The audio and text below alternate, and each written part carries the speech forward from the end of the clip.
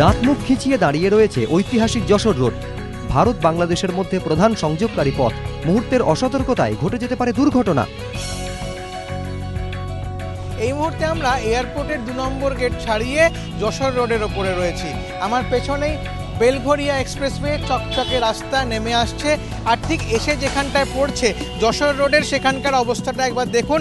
সম্পূর্ণভাবে পিচ উঠে গিয়েছে এবং রাস্তার যে ইট বেরিয়ে রয়েছে, এবং শুধু এই যে অবস্থাটা ইট বের করা, এটা শুধুমাত্র এই জায়গায় নয়, আমরা যতক্ষণ যশোর রোড ধরে ঘুরছি দেখতে পাচ্ছি দফায় দফায় খানিকটা দূর অন্তর অন্তরই রাস্তার গর্ত এমন আকার নিয়েছে যে সেখানে দীর্ঘদিন ধরে পিচ হয়নি এবং এভাবেই ইট বেরিয়ে রয়েছে গোটা রাস্তা জুড়ে। কলকাতা শহরের প্রবেশদ্বার যশোর রোড।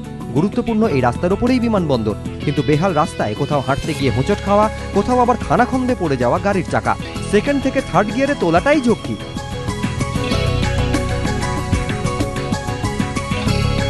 আর এর জেরেই কমছে যানবাহনের গতি। যানজট, দুর্ঘটনা সাধারণ মানুষের নিত্য সঙ্গী। এখানকার রাস্তা রিপেয়ার করা হয়, আবার সেই যেকে সেই একই অবস্থা।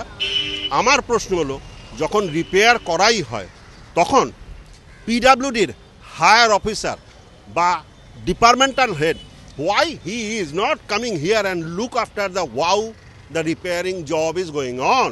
বাসে যেতে ভীষণ ভয় লাগে, মনে হয় যেন উল্টে পড়ে যাবে বাস, মানে জাস্ট উল্টে যাবে আর কি, এরকম মানে পরিস্থিতি থাকে।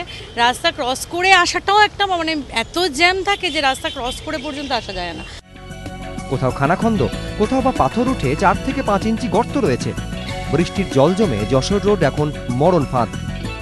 খুব ভালো রাস্তা, মানে শুধু পুরোটাই গাড্ডা, এখানে মানে কি বলবো, তেলও যেরকম পড়ে রাস্তার অবস্থাও সেরকম। কোনো যাতায়াতের অবস্থা নেই, আধ ঘন্টা 45 মিনিট দিয়ে এই জাস্ট নাগের বাজার ক্রস করতে লেগে যায়, এবং এভরি ইয়ার নিত্যদিন প্রাণ হাতে করেই যাতায়াত সাধারণ পথচারী, নিত্যযাত্রী থেকে গাড়ি বাবুদের। কিন্তু প্রশ্ন উঠছে, শহরের গণ্ডির মধ্যে যদি এই হাল, তাহলে সীমান্তের দিকে এগোলে ছবিটা কেমন হবে? মানুষের দাবি, দ্রুত জীর্ণদশা মুছে স্বাভাবিক চেহারায় ফিরুক আন্তর্জাতিক বাণিজ্যের ক্ষেত্রে গুরুত্বপূর্ণ এই যশোর রোড। রাস্তা ভাঙা, ইট পাথা এসব তো রয়েইছে, এমনকি এই ধরনের 4-5 ইঞ্চি, কোথাও কোথাও 6 ইঞ্চি পর্যন্ত গভীর গর্ত যশোর রোডের ওপর আজ আর খুব একটা দুর্লভ নয়। একটুখানি এগোলে যে কোনো দিকেই এত বড় বড় গর্ত চোখে পড়বে যশোর রোডের ওপরে। সঞ্চয়ন মিত্র, এবিপি আনন্দ, কলকাতা।